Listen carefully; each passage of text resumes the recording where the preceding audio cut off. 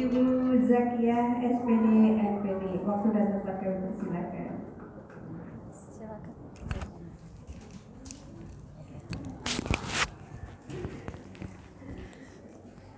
Terima kasih. Assalamualaikum warahmatullahi wabarakatuh.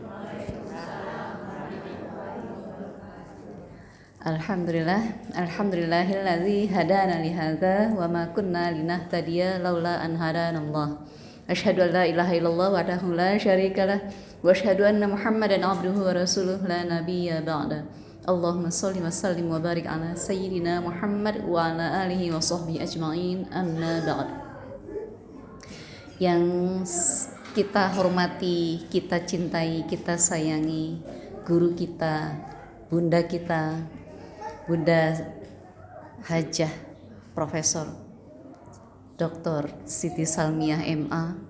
Semoga Bunda selalu sehat ya, karena kita juga masih butuh beliau untuk mendapatkan ilmu-ilmunya ya yang luar biasa tinggi dan dalam.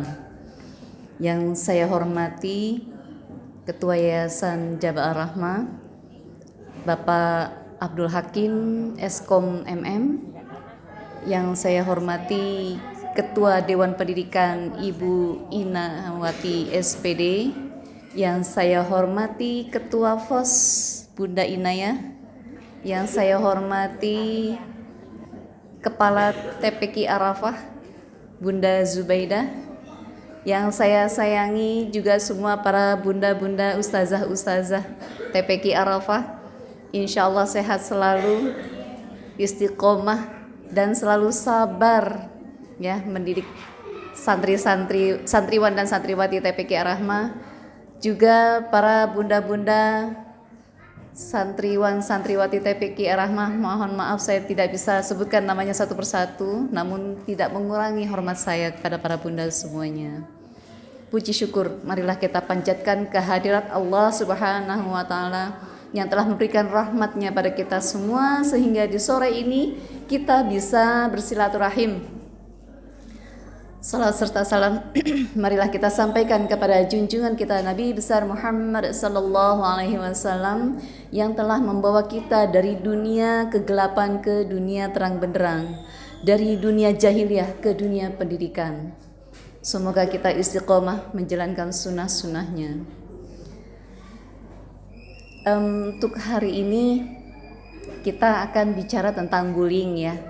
Saya lebih suka banyak diskusi kalau parenting ini, karena banyak pengalaman yang kita alami semuanya ya tentang bullying. Mungkin entah pernah mungkin anak kita mengalami atau anak kita melihat ya. Kalau saya cuma satu arah aja kadang jadi kaku ya. Nggak apa-apa ya, kita sambil diskusi. Misalnya baru sedikit saya sampaikan terus ada yang bertanya, silahkan ya, nggak apa-apa, mau potong saya pembicaraan saya silahkan, supaya lebih hidup ya bunda-bunda semuanya ya. Oke. Supaya kita nggak kaku ya, kita ice breaking dulu ya. Ice breakingnya yang sederhana aja supaya cair. Nah, coba perhatikan. Ayo, temukan gambar wajah orang. Ada berapakah jumlahnya? Ayo, kelihatan nggak? Enggak ya? Iya, di luar ekspektasi saya. Saya kira di atas, seperti yang waktu lalu ya. Kurang jelas ya. Oke deh.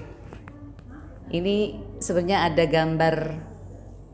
Ini ada panah kelihatan nggak? Enggak ya. Ya harusnya saya pakai kursor ya, pakai. Iya.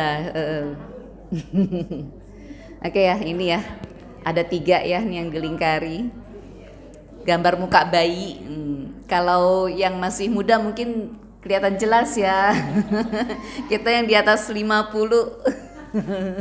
perlu pengamatan yang jeli lagi. Baik, sebenarnya yang saya sampaikan ini bukan berarti saya lebih ahlinya ya bunda-bunda ya. Saya hanya berbagi aja. Mungkin karena saya punya pengalaman di sekolah menangani anak-anak gitu ya. Jadi kita berbagi aja. Oke, bullying. Sudah sering kita dengar kata bullying? Iya. Apa sih bullying itu? Kira-kira apa sih?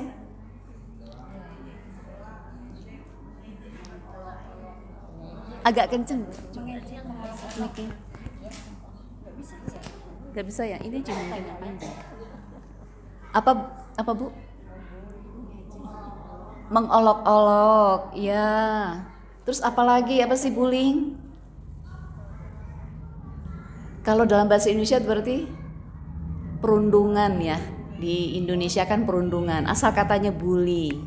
Nah, ini saya ngambil definisinya dari ahli psikologi adalah tindakan agresif yang biasanya dilakukan seseorang untuk mengintimidasi atau mendominasi orang lain yang dinilai lebih lemah. Sampai di sini ada yang mau tanya? Paham ya? Berarti mengintimidasi dan mendominasi orang lain supaya dia terlihat lebih superior dibandingkan yang lain.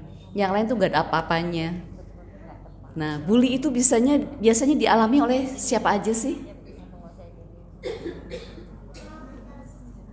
Pada anak-anak terjadi. Pada dewasa, ya, remaja apalagi. Beberapa minggu yang lalu ya ada di mana ya, saya lihat di IG atau TikTok ada anak TK nangis jejeritan. Saya bilang, dia selalu teriak jangan dalam tidur pun jangan. Sudah dipeluk oleh bundanya terus masih nangis jangan sakit. Itu luar biasa. Menjadi trauma yang luar biasa. Mungkin kalau saya ceritain terlalu panjang ya. Jadi anak ini singkatnya anak ini mohon maaf karena apa? Si anak ini pernah membuka HP ayahnya yang ternyata di situ ada video seperti itu. Ya. Nauzubillahi min dzalik. Jangan sampai ada anak kita seperti itu ya. Kita lihat nih. Bentuk-bentuk bullying itu apa aja sih? Ada diskriminasi, yaitu memusuhi karena ras, agama, atau identitas lainnya. Bullying bisa berupa paksaan seperti meminta uang secara paksa atau galak. Ya, agresi itu tindakan yang luar biasa, dia memukul, menendang dan lain-lain. Harassment itu berupa menjelek-jelekan, mengolok-olok, berkata kasar. Tadi santriwan dan santriwati kita sudah membacakan surah Al-Hujurat ayat 11 ya. Kita tidak boleh mengolok-olok karena Islam pun melarang yang namanya bully. Kalau dalam ilmu psikologi kita baru beberapa puluh tahun ini terakhir ya mendengar kata bully, mengolok-olok itu tidak baik, tapi Islam sudah memperkenalkan. Sejak lahirnya Islam itu tidak boleh ada bully, sudah diajarkan oleh Allah lewat Al-Quran. Kemudian ada isolasi sosial. Anak kita dikucilkan, tidak ditemenin. Anak kita diancam, dimanipulasi. Ada lagi yang sekarang nih yang lagi rame, cyberbullying. Ya, dengan adanya teknologi AI, artificial intelligence, banyak orang yang mengedit wajah kita, perilaku kita, bahkan sampai kata-kata kita. Kami guru-guru juga belajar tentang bagaimana membuat AI. Jadi misalnya saya menampilkan foto saya, padahal foto, tapi dari foto itu saya bisa mengubah foto saya itu menjadi berbicara dengan gerakan bibir sesuai dengan kalimat yang ada di situ. Ya. Kalau kita sendiri, saya sendiri yang membuat, itu nggak masalah karena tujuannya untuk pendidikan. Tapi kalau misalnya orang lain, kita edit tanpa izin, itu termasuk bully. Ya, itu bisa dilaporkan masuk kategori pelanggaran, ada undang-undangnya. Ya. Jadi kalau misalnya anak kita sekarang pinter kok ngedit gambar ya, karena banyak aplikasi yang begitu mudahnya. Hati-hati, jangan sampai badannya siapa, mukanya dia. Atau badannya siapa, muka temennya yang ditaruh di situ. Nggak apa-apa sih kalau misalnya baik-baik ya, tapi kalau naudzubillah kalau sampai yang jelek-jelek itu luar biasa, itu mengerikan sekali. Sampai di sini ada yang mau tanya? Nggak ada? Oke, kita lanjut ya. The people itu maksudnya orangnya. Dalam bully itu siapa aja sih? The bully itu pelaku. Mereka yang melakukan pembulian. Mereka yang melakukan pembulian itu biasanya merasa lebih daripada yang lain. Kenyataannya apakah demikian? Nanti kita bahas. Ada victim itu korbannya, korban pembulian, dan bystander itu teman yang menyaksikan seorang anak dibully oleh anak lain, yang lainnya hanya menyaksikan. Bahkan ada yang memberikan tepuk tangan, wih keren, hebat. Ya, jangan sampai anak kita yang menyaksikan bahkan memberikan support pada temannya yang melakukan pembulian. Ya,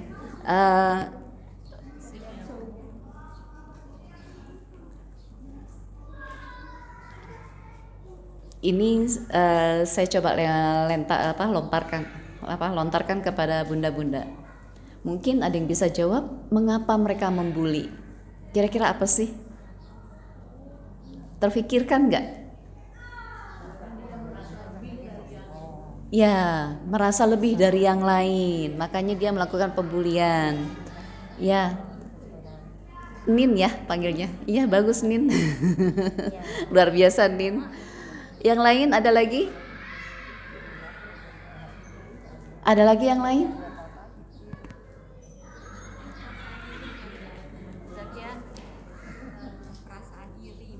Perasaan iri, ya, iri dengan kelebihan yang ada pada temannya.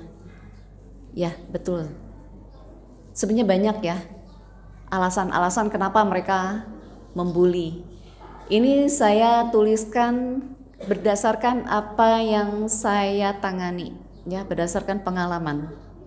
Pelaku adalah pribadi yang bermasalah. Kenapa bermasalah? Yaitu tadi, mungkin merasa iri. Dia lebih cantik, tapi saya harus lebih cantik dari dia. Mungkin seperti itu. Ada lagi yang lain. Pelaku mengalami kekerasan di rumah oleh orang tuanya sendiri atau orang terdekat. Ini pada nomor 2 ini paling banyak. Yang paling banyak. Dari nomor 2 maka terjadilah yang nomor 1. Di rumah si anak merasa tidak nyaman. Si anak di rumah merasa asing. Anak lebih betah di rumah temannya daripada di rumah sendiri. Anak merasa dihargai oleh orang tua temannya daripada orang tuanya sendiri. Kenapa kira-kira seperti itu? Banyak orang tua yang sibuk mencari nafkah dari gelap sampai gelap. Tidak ada waktu untuk anak. Begitu di rumah Ini yang selalu dipegang. Bukan anak. Ini hilang atau nggak ketemu, marah. Anaknya hilang, belakangan penyesalan, ya. Kemudian pelaku ingin meningkatkan percaya dirinya dengan cara menindas orang lain. Dia akan merasa superior kalau orang lain itu dia tindas. Dan yang terakhir, pelaku ingin eksistensi dirinya diakui karena dia merasa tidak ada pengakuan di rumah. Jadi gini, kalau yang nomor 4, ada beberapa anak yang melakukan bully pada temannya. Sebenarnya dia tahu itu nggak baik, tapi dia lakukan karena apa? Dia pengen tuh bahwa dia tuh ada, dia tuh superior, dan dia butuh perhatian. Dia lakukan itu karena apa? Dia nggak punya dapat perhatian di rumah. Dia haus kasih sayang. Dia haus belayan orang tuanya. Jadi saya, kalau pengalaman ya, kalau saya melihat anak yang membuli dengan latar belakang seperti ini, saya belai anak itu. Kalau perempuan saya belai. Kalau laki-laki saya usap-usap tangannya. Karena itu yang dia butuh. Hanya dengan kita usap tangannya, anak itu nangis. Jadi nggak perlu saya memarahi dia. Jadi anak yang membuli itu adalah biasanya mereka adalah anak yang penuh dengan masalah.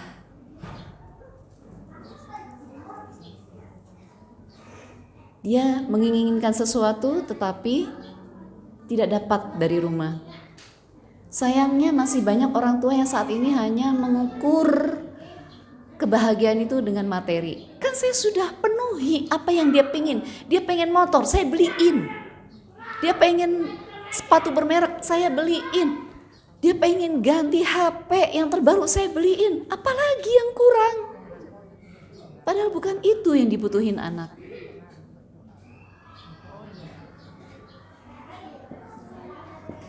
Ya, kasih sayang, belayan. Dan beberapa anak yang merasa tidak nyaman di rumah, itu mereka lebih banyak menghabiskan waktunya di sekolah. Tapi itu lebih baik daripada mereka mencari di luar sekolah. Jadi saya tekankan karena misalnya gini, setiap anak yang melakukan pembulian dengan berbagai latar belakang permasalahannya, saya selalu panggil orang tuanya. Kalau dulu kita punya anak, kalau kita dipanggil guru BK, orang tua kita gimana dulu? Panik gak? Kenapa kamu dipanggil guru BK?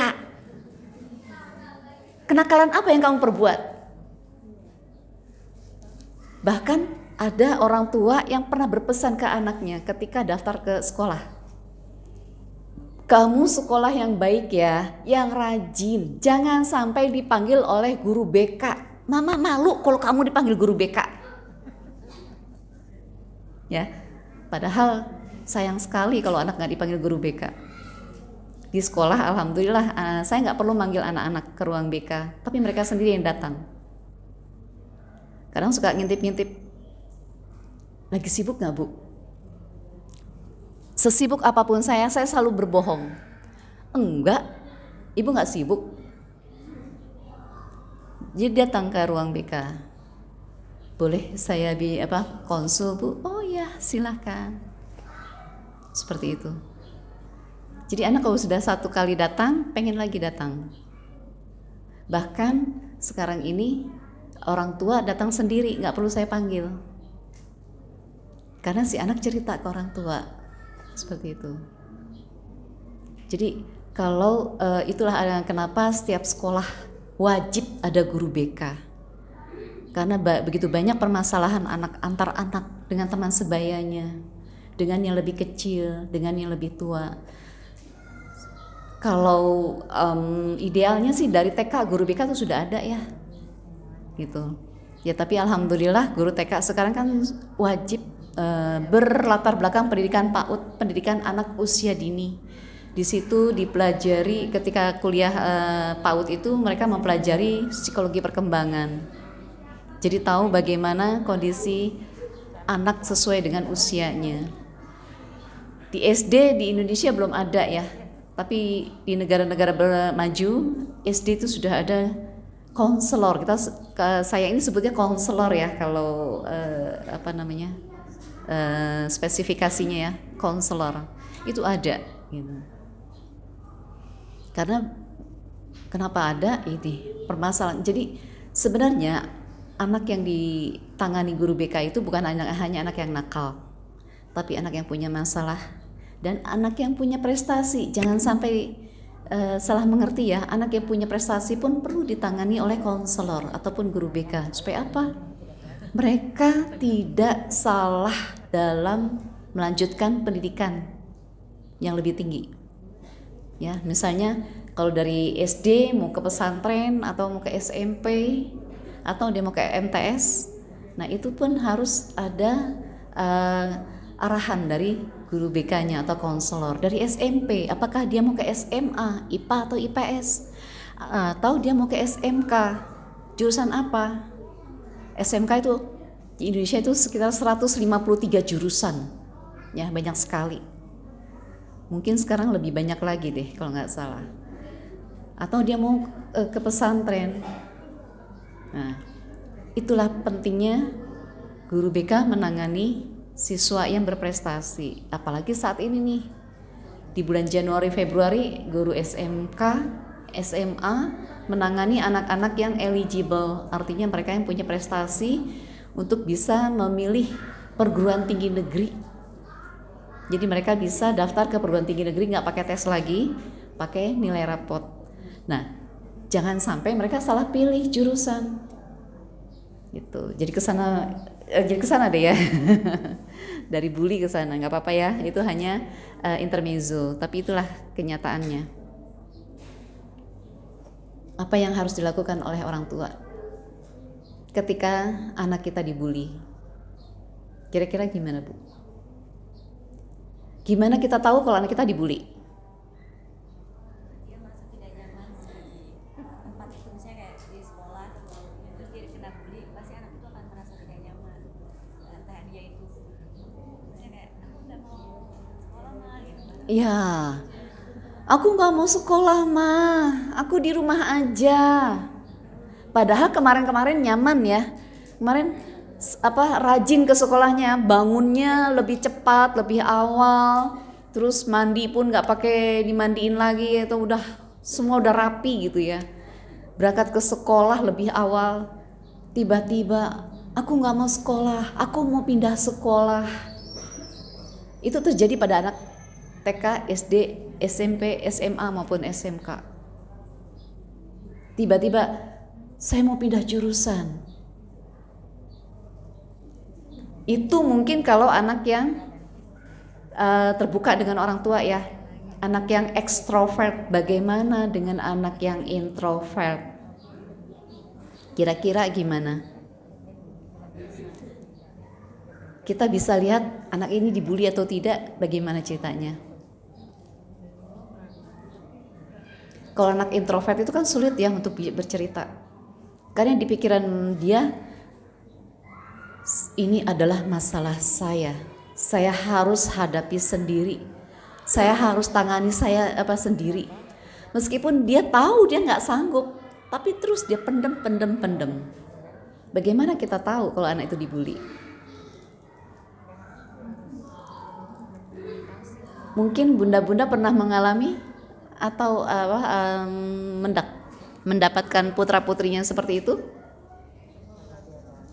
Belum ya. Kalau anak pendiam yang tidak pernah bercerita, bagaimana cara kita bisa tahu anak itu dibully atau tidak? Kita lihat dari perubahan perilakunya. Ya, yang tadinya semangat tiba-tiba jadi murung. yang tadinya mengerjakan tugas-tugas dari sekolah dia tepat waktu, tiba-tiba dia sering telat, ya. Terus banyak perubahan perilaku yang dia lakuin. Bisa jadi anak yang terbuka pun nggak mau cerita ke orang tuanya. Kita lihat mungkin di anak biasa-biasa aja. Dari mana kita tahu dia itu dibully?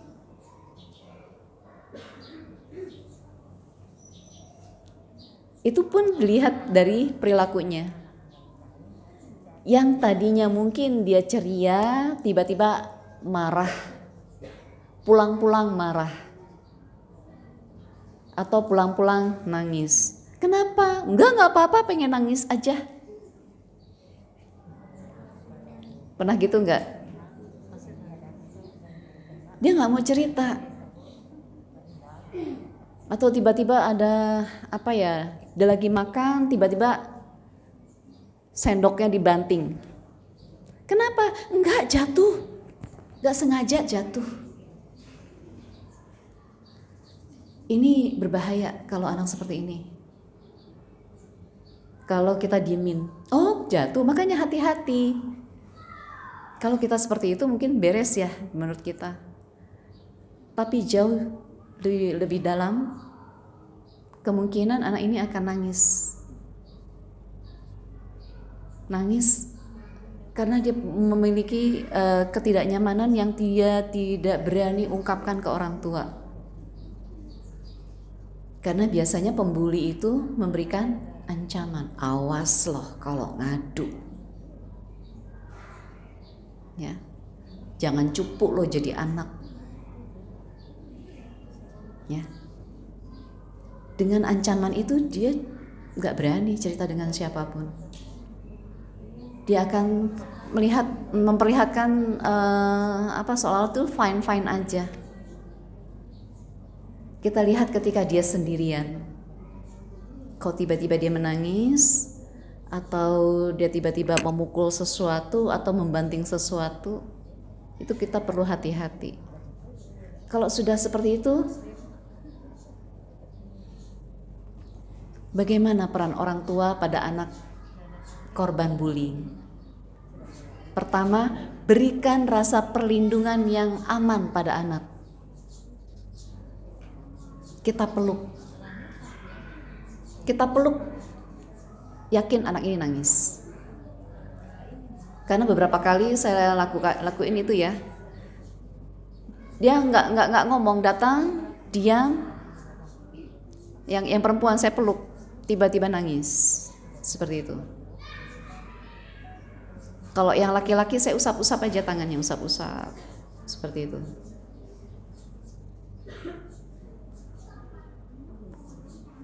Bisikan rasa sayang, Bunda sayang kamu nak.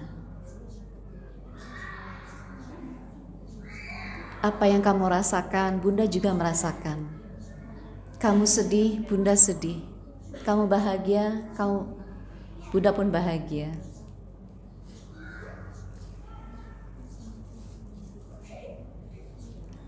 Memeluk anak bukan cuma sekedar peluk ya, tapi hati kita harus hadir. Ya benar Nin ya. Hati kita harus hadir. Kenapa? Anak akan merasakan. Kalau kita meluk cuma sekedar meluk, ngapa sih? Pernah gitu nggak? Anak kita peluk, gitu. Karena apa? Kita peluk itu mungkin hanya sebagai rutinitas atau formalitas. Tapi kalau kita memeluk dengan hadir, hati kita hadir penuh, insya Allah si anak pun akan memeluk kita dengan erat. Kalau udah kita peluk, anak kita juga memeluk dengan erat, kita tahan pelukan kita. Hitung paling tidak 20 detik. Di situ akan ada rasa nyaman, ketenangan pada anak. Kalau udah kayak gitu, kita bisa tanya, kamu mau cerita? Atau hari ini bunda punya waktu banyak loh untuk kamu. Kamu mau cerita apa hari ini? Jadi gunakanlah kata-kata yang jangan sampai istilahnya mengintimidasi. Kamu kenapa? Kalau kita bilang kamu kenapa? Untuk anak yang introvert itu sesuatu yang mengancam. Dia merasa terancam.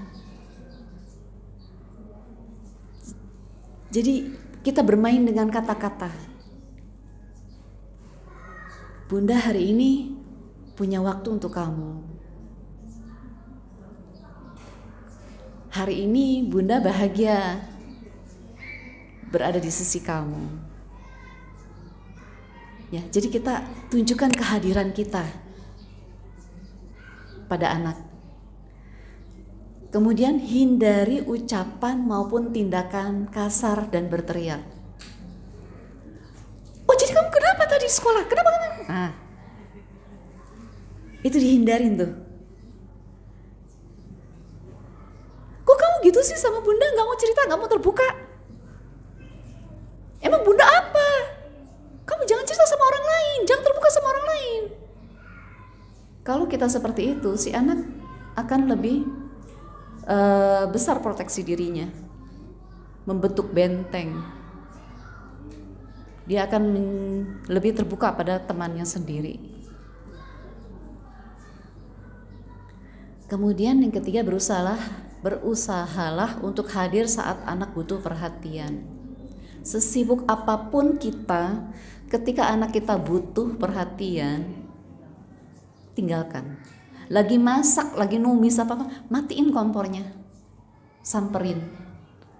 Kalau kita sudah melihat anak ini terindikasi dibully, ya beda kalau misalnya dia manja, ya lain lagi. Kalau manja jangan terlalu berlebihan ya. Kita masak, ya sadar ya nak ya, bunda lagi masak. Ntar kalau udah selesai baru bunda hadir untuk kamu. Tapi kalau kita lihat anak ini mengalami pembulian, segera matikan kompor. Hadirkan diri kita untuk anak kita.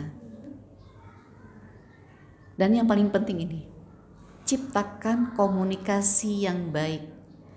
Jadilah pendengar yang baik. Maksudnya di saat anak cerita, kita harus bisa berperan ganda. Pertama, jadilah ibu, dan kedua, jadilah sahabat. Karena anak yang dibully itu butuh sahabat. Karena bagi mereka sahabat adalah tempat yang yang luas untuk mencurahkan isi hatinya. Tidak memotong cerita anak. Terus gimana? Terus anak itu gimana? Terus dia ngapain? Terus kamu ngapain? Guru kamu ngeliat nggak? Siapa aja yang lihat? Diamkan, biarkan dulu anak itu cerita sampai tuntas. Setelah dia berhenti cerita, baru kita pun jangan panik. Berusaha tenang, meskipun dada kita gemes ya. Sabar, istighfar. Biasanya anak gak akan terbuka. Kita penasaran, siapa pelakunya? Siapa namanya? Kok kamu gak mau sebutin namanya? Tinggalnya di mana deh? Tinggalnya di mana? Kelas berapa? Jangan dulu. Semakin kita desak, si anak gak mau terbuka. Ya, jangan mendesak anak. Kemudian klarifikasi cerita anak. Maksudnya gini, oh tadi kamu lagi di toilet misalnya. Terus di toilet itu ada temanmu gitu. Temanmu ngapain tadi? Kamu ceritanya. Nah, itu terklarifikasi.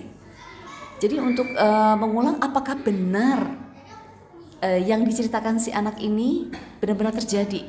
Kalau cerita pertama dan kedua itu benar adanya, alhamdulillah, berarti si anak ini terbuka dengan kita. Tapi kalau cerita pertama dan kedua berbeda, berarti ada sesuatu yang ditutup-tutupin. pertama ada kemungkinan benar-benar terjadi dan dia ada ketakutan tersendiri karena ada ancaman. Jangan sampai anak kita itu cerita pada siapapun. Atau yang kedua, anak ini misalnya cerita pertama dan kedua berbeda, kemungkinan anak ini sedang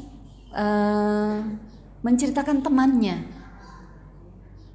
sehingga karena dia tidak mengalami, jadi ada perbedaan cerita gitu. Dia sebenarnya ingin cerita tentang temannya, tapi dia membayangkan atau berfantasi seolah-olah dia yang terjadi, karena mungkin dia pernah mengalami sebelumnya dengan hal yang serupa seperti itu. Dan yang terakhir, buat kesepakatan dengan anak cara menyelesaikannya. Penting ini. Jangan sampai, udah nanti mama datang ke sekolah, nanti mama datang ketemu sama guru kamu. Siapa namanya? Wali kelas kamu? Jangan. Jangan ma, jangan bunda. Kan seperti itu anak kita. Kita tanyakan, boleh nggak nanti bunda ketemu guru kamu? Boleh nggak nanti bunda datang ke sekolah? Ya, kalau anak bilang jangan, alasannya apa? Kita tanyain alasannya, kenapa kalau kok bunda nggak boleh datang? Kenapa kok kamu melarang mama datang ke sekolah? Ya, kita istilahnya apa sih? Gimana ya? Deket-deketin anak itu sebenarnya apa? Istilahnya merayu anak gitu. Iya, supaya anak itu menyetujui apa yang kita rencanakan gitu. Jangan sampai kita kita rencanakan di luar sepengetahuan anak. Seperti itu. Kalau misalnya anak ini benar-benar menutup dirinya ya, jangan sampai, maksudnya menutup kasusnya ini, bisa aja sih kita secara diam-diam dengan gurunya, tapi minta kesepakatan dengan gurunya juga, jangan sampai gurunya itu keceplosan ngomong ke anak kita gitu. Tapi yang paling penting kita harus sepakat. Seperti halnya yang saya lakukan ke anak murid saya, ketika anak ini ada permasalahan dengan temannya atau dengan orang tuanya, saya tanya, boleh nggak kalau ibu panggil temanmu, atau boleh nggak ibu panggil ayahmu, karena ibu mau bicara gitu. Karena permasalahan kamu nggak akan selesai kalau permasalahanmu tidak akan selesai kalau pihak yang terkait tidak tahu ini. Karena gini, ada sebagian anak yang mengatakan yang dilakukan itu hanya bercandaan, tapi bagi anak yang lain tidak. Kenapa demikian? Kira-kira kenapa? Misalnya gini, maaf ya kalau di sekolah saya kadang, bukan sekolah saya aja sih ya, beberapa sekolah yang saya dengar gitu, anak-anak mungkin udah trennya anak sekarang ya, bego lu ya, sering banget itu ketika saya berkunjung ke sekolah lain atau saya dimanapun nih ketemu anak-anak gitu ya, kayak gitu juga nggak bisa, bego lu udah. Maaf saya sebut kata itu sudah makanan mereka sehari-hari. Tapi buat anak yang lain, apakah itu bercandaan? Kenapa? Beda.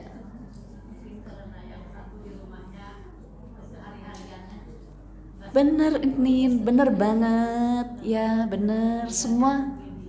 Iya. Alhamdulillah nih, pengalamannya luar biasa ya. Bener. Semua berpulang ke pola asuh di rumah. Kalau kita terbiasa bicara seperti itu, maka si anak akan mengikuti. Itu biasa kok, bukan bully. Tapi beda halnya kalau di rumah dengan pola asuh yang luar biasa ya Nin ya, dengan tata bahasa yang lembut. Kata itu tuh luar biasa, menjatuhkan dirinya, gitu. Iya benar. Kadang saya misalnya ada satu kasus, anak ini nangis terseduh-seduh, terus saya minta sepakatan, boleh nggak ibu panggilan itu? Iya bu, boleh bu. Saya panggilan itu, alah, cengeng banget sih lu, kayak gitu aja udah nangis. Orang bercanda kok gitu. Seperti itu. Ingat, apa yang kita lakukan, apa yang kita ucapkan, itu diterjemahkan oleh anak, diserap oleh anak, diikuti oleh anak. Karena anak bercermin pada kita sebagai orang tua.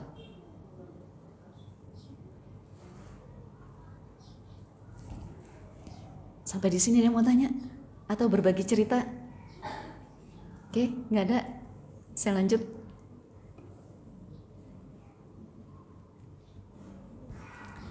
Bagaimana caranya kita mencegah bullying pada anak? Artinya maksudnya supaya anak kita tidak melakukan bully pada siapapun. Ya. Yang pertama, perlu kita tanamkan rasa kasih sayang dan nilai keagamaan pada anak. Anak yang mendapatkan kasih sayang yang cukup dari orang tua, dia nggak akan mencari kasih sayang di luar. Tidak perlu mencuri kasih sayang gurunya. Biasanya anak yang berusaha mencari kasih sayang di sekolah dari gurunya itu melakukan tindakan yang negatif. Biasanya, tapi nggak semua ya, nggak semua. Kemudian dan nilai keagamaan. Ya alhamdulillah Islam mengajarkan kita kasih sayang, Rahman dan Rahim. Allah Maha Rahman dan Rahim. Ya, kita memberikan kasih sayang pada anak dari hamil, ya, ketika mereka dalam kandungan kita. Makanya Islam menyebutnya bukan kandungan tapi rahim. Ya, rahim artinya sayangnya, Bu ya. Sayang. Bahasa Indonesianya kandungan. Dari lahir, dalam rahim, dari lahir, kemudian lahir, bayi, balita, anak-anak, remaja awal, remaja akhir, dewasa awal. Nah, di situ kita terus berikan kasih sayang pada anak-anak kita berdasarkan nilai-nilai keagamaan, keislaman kita. Kemudian beri perhatian dan interaksi pada anak yang intens. Sesibuk apapun kita cari nafkah, berikan waktu meskipun hanya sebentar. Ada orang tua banyak waktunya ketemu dengan anak tapi berantem melulu. Itu tidak berkualitas. Tapi ada orang tua yang sibuk tapi dia menyempatkan diri untuk berdialog, bercakap-cakap, bersunda gurau dengan anaknya meskipun hanya setengah jam tapi berkualitas dan sangat berkesan. Dari mana kita bisa lihat itu pembicaraan kita berkualitas ataupun berkesan pada anak? Kira-kira apa? Apa yang kita lakuin, apa yang kita ucapin diingat anak, dipraktekkan anak, dan diceritakan kembali pada anak. Mungkin sebagai contoh aja ya, anak saya itu tiga-tiganya tempat curhat teman-temannya, segala macam permasalahan teman-temannya. Ya mereka kadang suka cerita tapi nggak semuanya diceritain. Yang biasanya mereka ceritain, mereka nggak dapat solusinya dan mereka bingung bagaimana cara membantu temannya. Nah kemudian ya saya kasih masukan dan itu disampaikan ke temannya. Tapi dia bilang bukan dari saya. Dan saya selalu bilang, jangan bilang ini dari mama. Ya, Karena kalau kamu bilang ini saran mama, nanti kamu kepercayaan temanmu itu luntur, saya bilang gitu. Ya, seperti itu. Jadi jangan sampai kita waktunya banyak dengan anak, tapi kita ngomel-ngomel melulu, nasihat melulu. Ingat ya Bu, maaf ya Bunda. Kalau kita melakukan ini, saya sendiri ngalamin sih, ngerasain ya. Karena saya belum punya ilmunya. Karena pengalaman saya juga belum banyak. Ternyata anak kalau kita nasehatin sekali dan dia dengar, kemudian dia melakukan kesalahan serupa, bukan berarti dia lupa dengan nasihat kita, tapi dia sedang mencuri perhatian kita.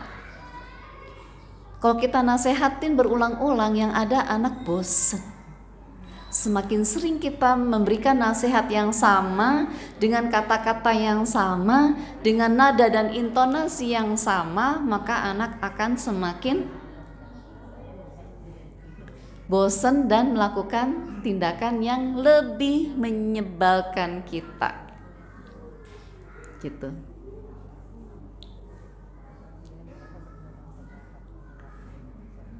Ya, ini saya juga alamin dulu. Ya. Dari situ saya belajar, oh iya, ternyata tidak boleh sesering mungkin nasihat. Kasih jeda waktu aja lah. Misalnya 2 minggu. Kamu ingat gak dulu mama pernah ngomong apa? Waktu lalu mama pernah ngomong apa? Itu yang saya lakuin. Ya, itu sebagai contoh aja. Kemudian berikan support untuk bersikap asertif. Asertif itu bertindak perilaku yang berani dan tegas. Enggak, saya tidak mau melakukan itu. Ini dilarang oleh agama. Ini Allah tidak suka dengan kelakuan yang perbuatan ini. Itu asertif. Karena kan banyak kan anak-anak itu takut ditinggalin temennya, ya udah deh, daripada ntar nggak punya temen, ikutin aja deh. Ya, kalau dalam psikologi namanya konformitas. Jadi adanya ketergantungan dengan teman. Takut kehilangan teman, ngikutin apa yang diinginkan teman. Nah, makanya kita sebagai orang tua jangan hanya bertindak sebagai orang tua, tapi juga sebagai ibu, tapi juga sebagai teman, sebagai sahabat. Supaya si anak tidak merasa sendirian. Oke lah, di sekolah dia berkurang temannya, tapi di rumah tetap masih punya bundanya sebagai teman. Seperti itu. Kemudian bantu anak mengembangkan kemampuan bersosialisasi. Bersosialisasi itu artinya menyesuaikan diri. Untuk bisa, oke lah teman ini tidak mau lagi, oke lah si A gak mau berteman dengan aku, tapi aku masih punya teman yang lain. Mendekati teman yang lainnya. Kan dalam satu kelas kan gak cuma dia aja temannya. Dalam satu kelas kan minimal 20 anak ya. Apa kalau di negeri malah lebih banyak. Di negeri itu maksimal 35 anak. Gak boleh lebih loh. Meskipun kenyataannya lebih ya. Gak boleh, sebenarnya 40 gak boleh. Ya, maksimal 35 Bu. 34 paling gak. Masih ada yang lain. Gak apa-apa aku ditinggalin satu orang. Masih ada 33 orang lagi yang jadi teman aku di kelas. Dan tingkatkan rasa percaya diri anak. Bagaimana supaya anak kita bisa percaya diri? Kira-kira gimana?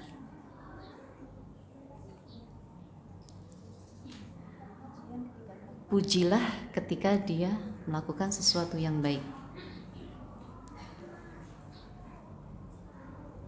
Berikan kepercayaan bahwa anak itu bisa melakukan sesuatu. Jangan nanti kamu jatuh.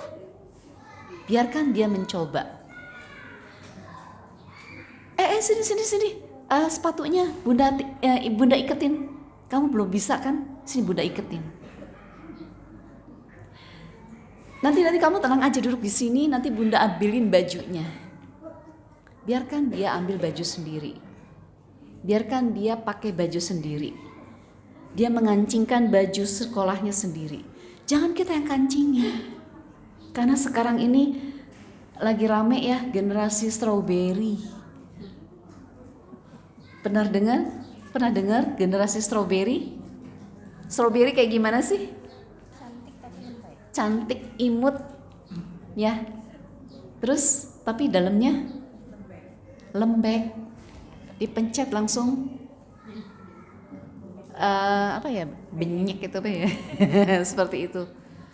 Apa artinya apa? Anak kita tuh kelihatannya luar biasa di luar, tapi ketika ada masalah sedikit nangis. Bunda, aku nggak bisa. Ya, kalau kita biarkan dia mencoba, jangan takut salah, jangan takut kotor, tapi jangan takut jatuh, tapi tetap kita harus awasin ya, jangan sampai benar-benar jatuh ya. Kalau misalnya dia jatuh, kita harus siap menampung anak kita ini, karena kalau sampai jatuh khawatir nanti ketika tua ya, apalagi kalau sampai jatuh duduk kena tulang ekor, aduh bahaya sekali. Ajarkan rasa peduli dan etika kepada sesama. Kasihan ya anak itu tidak punya ayah, tidak punya bunda. Kamu alhamdulillah masih punya ayah, masih punya bunda. Ya, kalau itu ucapan tuh luar biasa loh buat anak. Kalau kita menanamkan rasa sayang kepada sesama, itu akan tertanam terus sampai kapanpun. Kalau kita dasar anak jelek, nah kalau kita ucapin gitu tuh, ya Allah, jangan sampai deh. Itu malah meruntuhkan rasa tidak peduli pada orang lain. Ajarkan etika dengan teman sesama, meskipun dengan yang lebih kecil. Pernah nggak kita, kamu anak kecil bisa apa sih? Dasar anak kecil. Hindari kata-kata itu. Kalau kita lakukan itu, dia pun tidak akan menghargai dengan adiknya, dengan teman sekolah di level atau di kelas bawahnya. Jadi ada senioritas. Nah, munculnya senioritas di sekolah itu berasal dari rumah juga biasanya. Sebenarnya bukan cuma dari rumah aja sih, dari teman juga. Teman dari mana? Mungkin dia punya pengalaman dari orang tuanya, yang kemudian anaknya itu mempengaruhi temannya. Jadi ini satu kait mengait jadinya. Kemudian dampingi anak saat melihat informasi di medsos dan televisi. Karena kan kita tahu ya, banyak hoax ya, banyak editan-editan. Ya, sesekali kita intip apa yang dilihat anak. Kalau anak-anak kan senangnya pakai password ya HP ya. Biarkan, karena dia ingin punya privacy. Tapi sesekali kita intip. Lebih bagus lagi kalau kita tahu nih, kita udah ngintip apa yang dilihat anak ini, tapi kita tahu anak ini menutupi. Kita coba cari, searching di HP kita, IG, TikTok, Twitter, dengan berita yang serupa. Kita cerita aja, ini ada berita ini loh, gini. Biasanya si anak akan jawab apa nih?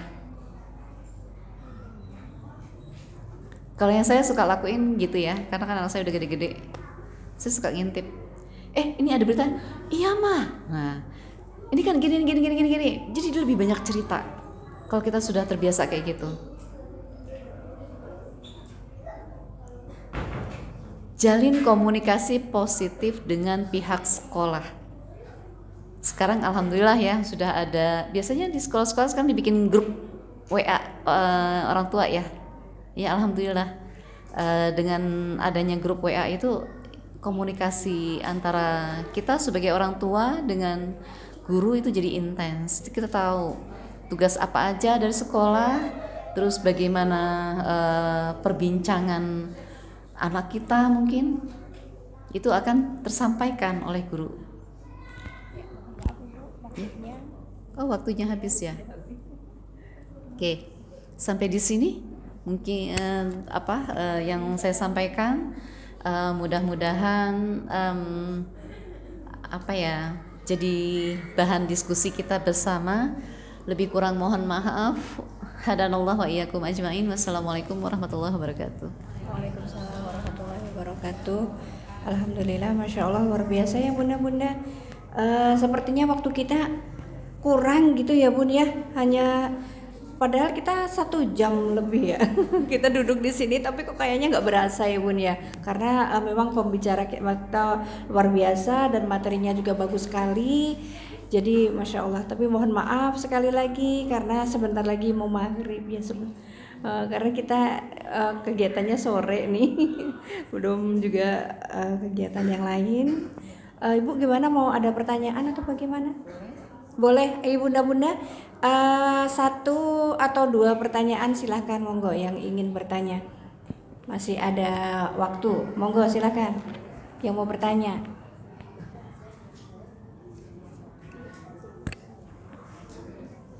Ya, monggo silahkan. Waalaikumsalam warahmatullahi wabarakatuh.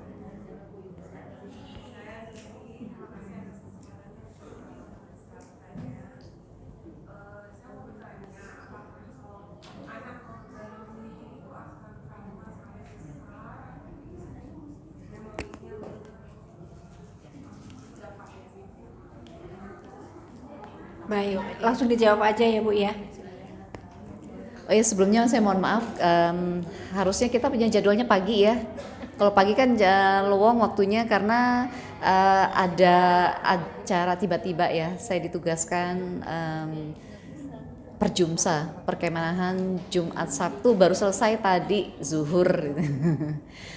Anak yang dibully itu traumanya bisa sampai besar ya. Murid-murid saya di SMK itu rata-rata mereka pernah dibully ketika SD dan SMP, itu masih membekas. Biasanya memang awalnya mereka tidak cerita, tapi saya gini, untuk anak yang baru masuk sekolah, saya minta mereka menggambar pohon. Gambar pohon besar di kertas polos. Nah, dari situ kelihatan anak ini punya trauma atau tidak. Kalau dari gambar pohon ini punya trauma, ada terindikasi, bukan selalu, tapi terindikasi trauma, itu saya panggil. Dan dari sekian anak yang saya panggil itu ternyata benar mereka punya trauma, pengalaman tidak menyenangkan ketika SD dan SMP, dan itu sulit untuk dilupakan. Jadi mungkin saya cerita sedikit ya. Ada satu anak laki-laki takut dengan pensil. Jadi saat itu saya tidak sengaja saya pegang pensil, kemudian kepentok meja, tok, dia bilang seperti itu. Loh, kenapa nak? Ini pensil. Iya bu. Seketok lagi, seperti itu. Jadi rupanya ketika di SMP dia pernah dipukul kepalanya sama temannya mukul dengan pensil, tok gitu. Sekenceng-kencengnya pensil, kira-kira sakitnya seperti apa? Tidak terlalu sakit ya. Pensil itu kan dari kayu yang kecil ya, tapi dia merasa sakitnya sampai ke sini. Jadi bukan luka di badannya, tapi lukanya di sini. Karena si temannya itu mengeluarkan kata-kata yang tidak menyenangkan, ditambah lagi dengan pukulan pensil. Seperti itu. Nah ini saya tangani cukup lama, hampir setahun, dari kelas 10, nah kelas 11-nya sudah mendingan, seperti itu. Jadi anak ini apa ya? Ya saya tangani sedikit demi sedikit, dan saya pun panggil orang tuanya, dan orang tuanya juga nggak tahu ternyata anak ini punya pengalaman tidak menyenangkan dengan pensil gitu. Jadi saya minta kerjasama dengan orang tuanya, apa yang harus dilakukan oleh orang tua itu berdasarkan pengalaman yang tidak menyenangkan itu dari ucapan temannya itu. Nah, ternyata ketika kelas 10 di kelas pun ketika ada temennya iseng ya, misalnya ketika temennya mukul, kan suka anak suka tak tak tak tak tak apa mainin pensil ke meja ya, diketok-ketok gitu dengan irama tertentu ya, dia hau hau hau gitu kan, dia teriak, tapi temennya malah seneng. Kenapa sih lo gitu, masih makin terus dimainin, dia semakin berteriak di kelas itu. Nah, jadi saya juga dekati teman-teman di kelasnya tidak melakukan itu lagi karena ada trauma, dan di rumah pun saya minta orang tuanya terus memberikan perhatian, berikan waktu yang berkualitas pada anak ini untuk tumbuh rasa percaya dirinya gitu. Jadi jangan dianggap remeh, bully itu sangat membekas itu, Bu. Gimana? Ya. Puas, Bu? Alhamdulillah. Terima kasih. Mungkin satu lagi pertanyaan, silakan. Ada yang mau bertanya lagi? Sudah cukup. Cukup ya. Baik, oke. Cukup ya, Bu. Mungkin gini, kalau misalnya bunda-bunda punya anak tapi tidak tahu apakah anak ini dibully atau tidak, punya trauma atau tidak, mungkin gini, nanti coba minta mereka menggambar pohon di kertas HVS dengan pensil, jangan dihapus, biarkan, karena penghapusan itu mematikan itu ya, langkah. Jadi maksudnya biarkan dia gambar, tapi gambar pohon besar, bukan pohon merambat, bukan rumput-rumputan, bukan pohon kelapa, bukan pohon palem, bukan pohon pisang. Pohon beringin boleh, buah-buahan boleh gitu. Pohon besar, ya. Kalau misalnya penasaran, ya anak kok nggak bisa terbuka, coba deh di situ, nanti biasanya akan terdeteksi gitu. Ada juga yang bukan trauma, mungkin dia merasa terkekang juga ada. Terus ada yang merasa bersalah tapi dia nggak pernah ucapin gitu. Silahkan kalau ada yang penasaran, nanti dikasih ke saya, nanti saya coba terjemahkan gitu. Mudah-mudahan apa yang saya sampaikan ini tidak menyalahi ajaran Islam ya, Bu. Jadi bukannya perdukunan ini ya, tapi ini memang ada ilmunya. Terima kasih.